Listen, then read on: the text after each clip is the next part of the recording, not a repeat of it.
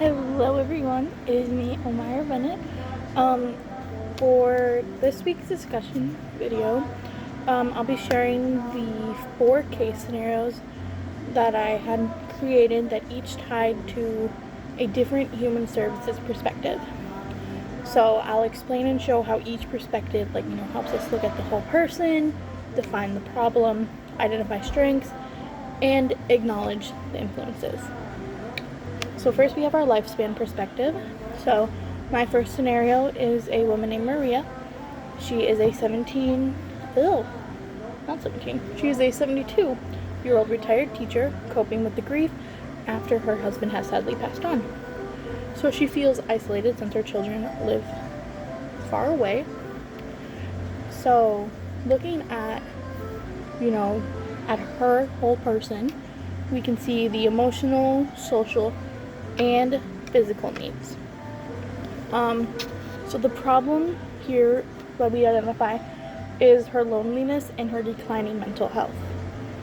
So, but her strengths, include that resilience and that love for mentoring because she was that teacher, even though she is retired. The influences would include the age-related changes and the family distance. So this lifespan perspective fits because it highlights challenges across different stages of life, including later adulthood. The next perspective is situational perspective. So my second scenario is a man named James. He is a 35-year-old construction worker who was laid off due to the company downsizing. So looking at his whole person, it includes financial, emotional, and family responsibilities. So the immediate thing that anyone can think of is, how is he going to pay his bills? That's his problem too.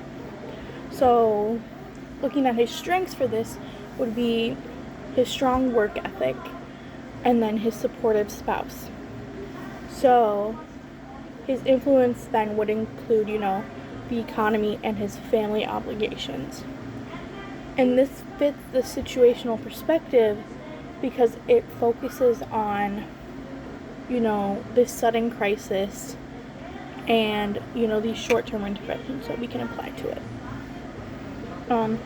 Our next perspective is our wellness perspective. So my third scenario is a woman named Aisha. She is a 22-year-old college student. So she is balancing, school, work, and social pressures.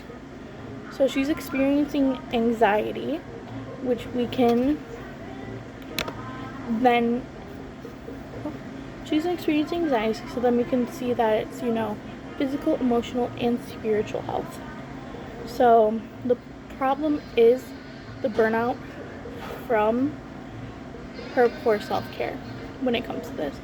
So, her strengths do include, being motivated and supportive friends and still being able to balance this life. And her influence are, the academic pressures that she's facing. So this wellness perspective fits because it emphasizes prevention, balance, and holistic well-being. So my fourth scenario is a woman named Sophia. She is a 28-year-old lawyer facing workplace discrimination where male colleagues are promoted faster, which we see in the real world outside of these situations and movies. We see it a lot.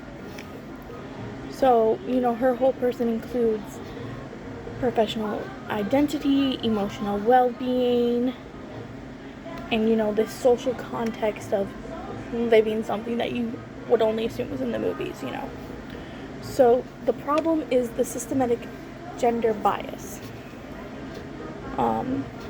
Her strengths are her education, her advocacy skills, and her determination, which are really good strengths. So the feminist perspective, this fits because it highlights empowerment in addressing the systematic inequality that she's experiencing. So overall, in summary, each perspective helps us see the whole person. Define the problem, identify strengths, and recognize influences. And this really helps within human services because it goes together in all, like, providing a holistic side and supportive role in human services.